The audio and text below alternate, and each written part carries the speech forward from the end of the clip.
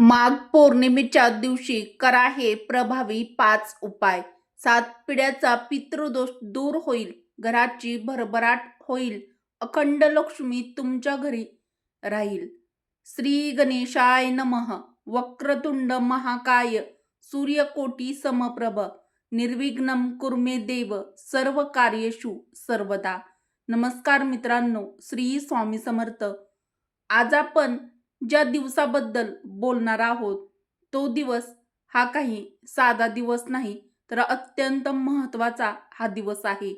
रविवार 1 फेब्रुवारी 2026 या दिवशी माघ पौर्णिमा आलेली आहे आणि त्याच दिवशी आलेला आहे अत्यंत दुर्मिळ असा गुरुपुष्य अमृत योग.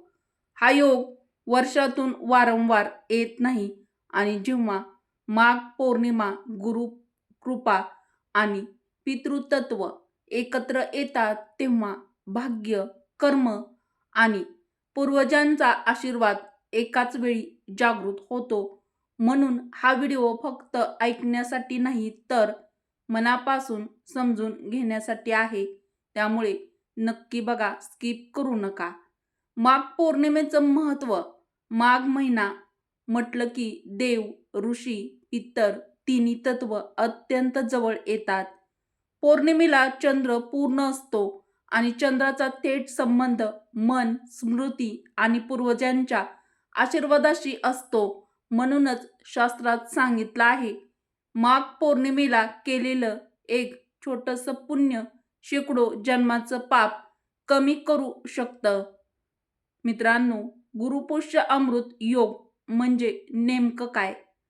मित्रांनो, जेव्हा गुरुग्रह शुभ स्थितीत असतो, पुष्य नक्षत्र असतं आणि अमृत योग तयार होतो, तेव्हा जो काळ तयार होतो तो काळ म्हणजे भाग्य उघडण्याची खिडकी. या काळात तुम्ही जे काही कराल त्याचा परिणाम फक्त तुमच्यावर नाही, तर तुमच्या पुढील आणि मागील पिढीवरही त्याचा प्रभाव पडत असतो. गुरुकृपा मिळवण्यासाठी या 5 गोष्टी नक्की करा. मित्रांनो, गुरु म्हणजे फक्त शिकवणारा नाही, गुरु म्हणजे अंधारात हात धरून प्रकाशाकडे नेणारा दीप आहे.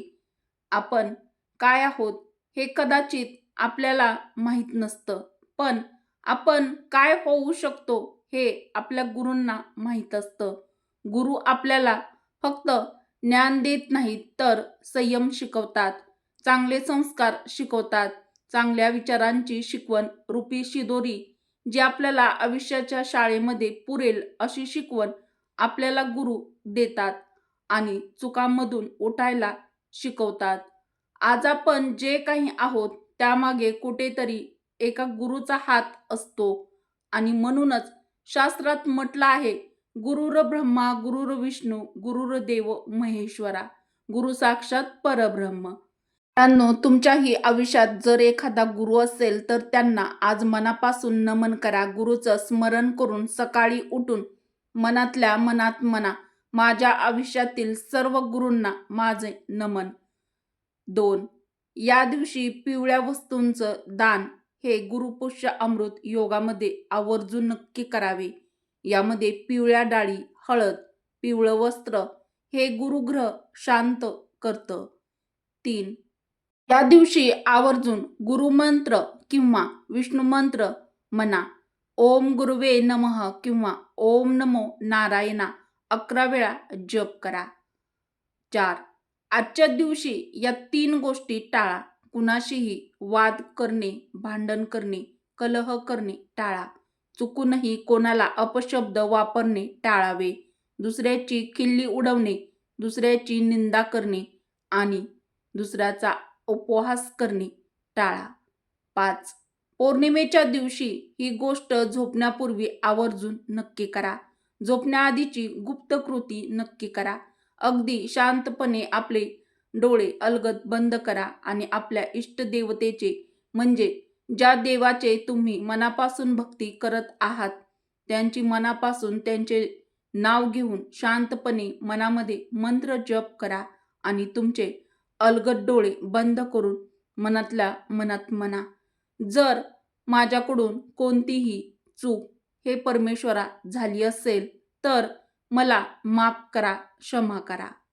माघ पौर्णिमेला पूर्वजांसाठी काय करावं हा जर प्रश्न पडला असेल तर मित्रांनो, आज अनेकांच्या आयुष्यात कष्ट आहेत, अडथळे आहेत, खूप साऱ्या अडचणी आहेत.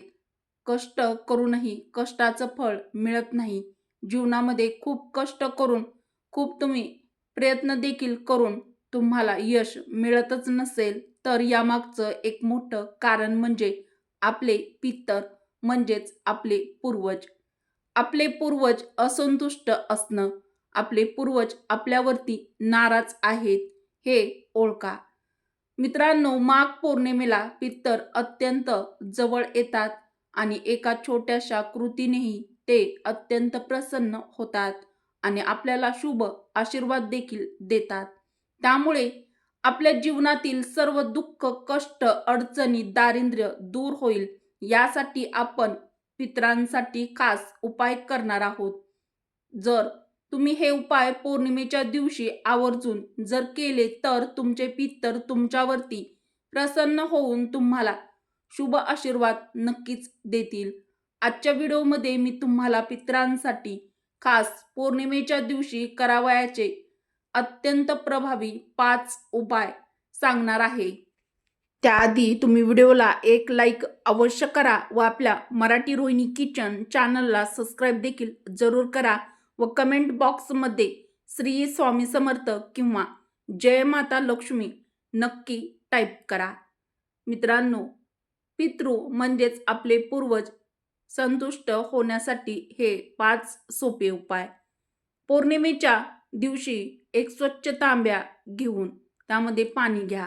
तांब्यामध्ये पाणी भरून घ्यायचं आहे. नंतर त्यामध्ये थोडंसं काळे तीळ टाकून घ्यायचे आहेत.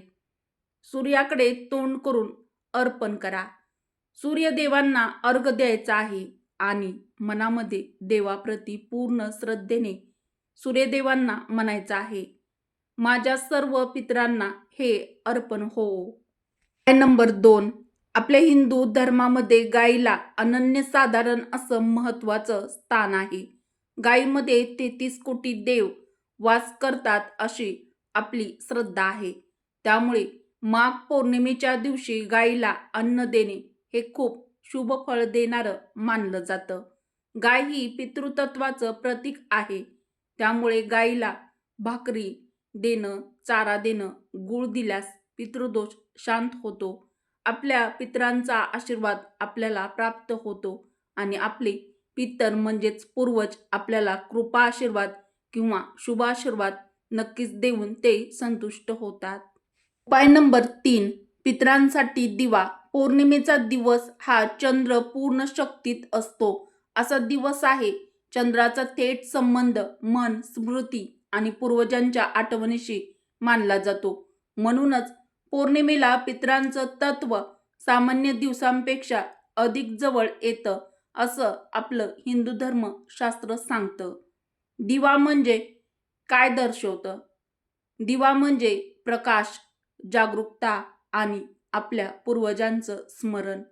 जेव्हा आपण आपल्या पूर्वजांसाठी, पितरांसाठी दिवा लावतो तेव्हा आपण देवाला काही मागत नाही, तर कृतज्ञता व्यक्त करतो.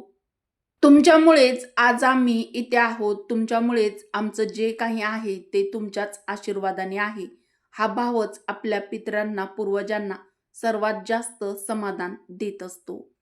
मग तुम्ही म्हणाल की दिवा लावल्याने नेमकं काय होतं? तर शास्त्रानुसार पितर असंतुष्ट असतील तर आयुष्यात कष्ट, अडथळे, अडचणी असतात, पण फळ मिळत नाही. अडथळे येतात, घरात कारण नसताना अस्वस्थता, निराशा राहते.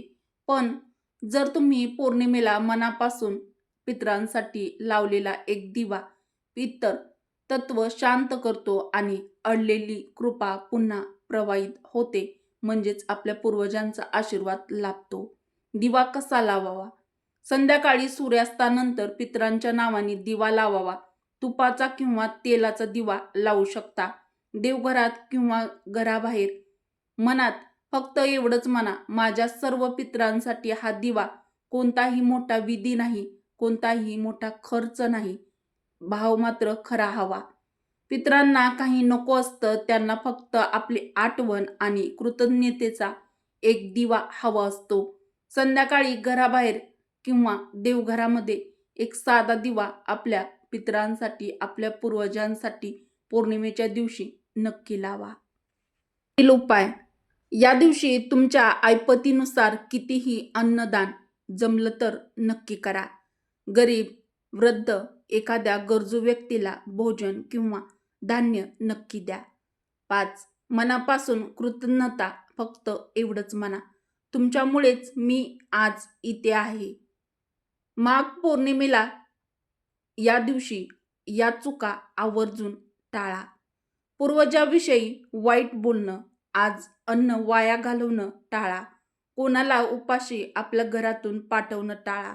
दिवा न लावता झोपणं टाळा. मित्रांनो, लक्षात ठेवा, रविवार 1 फेब्रुवारी 2026 माघ पौर्णिमा हा दिवस फक्त पूजापाठाचा दिवस नाही, तर गुरु, ग्रह आणि पूर्वजांना आठवण्याचा दिवस आहे.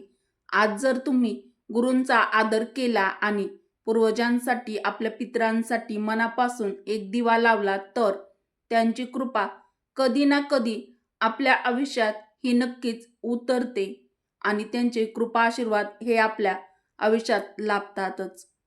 हा व्हिडिओ ज्यांना गरज आहे त्यांच्यापर्यंत नक्की पोहोचवा, कारण कदाचित कोणाच्या आयुष्यातील अडचणी, दुःख या दिवसामुळेच सुटेल. व्हिडिओ कसा वाटला ते देखील कमेंट करून नक्की कळवा.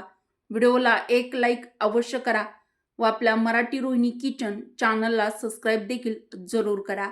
बेल आयकॉन प्रेस करा, म्हणजे जेव्हा कधी मी नवीन व्हिडिओ अपलोड करेल तेव्हा त्याचं सर्वात आधी नोटिफिकेशन तुम्हाला भेटेल. त्यामुळे तुम्ही एकही व्हिडिओ पाहायचा विसरणार नाहीत. उपयुक्त व्हिडिओ तुमच्या मित्र परिवारासोबत, बहिणींसोबत जास्तीत जास्त शेअर देखील नक्की करा. व्हिडिओ शेवटपर्यंत पाहिल्याबद्दल तुम्हा सर्वांचे मनापासून धन्यवाद. जय गुरुदेव, पितृदेव भव. श्री स्वामी समर्थ.